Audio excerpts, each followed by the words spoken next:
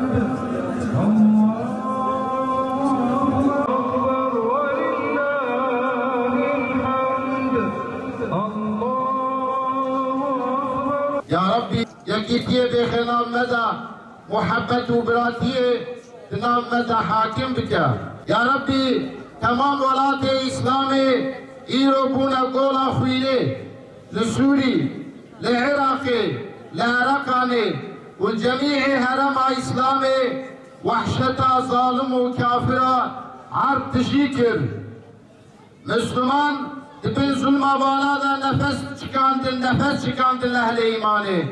Ya Rabbi carek editiri Müslüman alev biçmila ve roje beri carek edi alikariye buare bika kuvveti bidava ve muzaffer bika.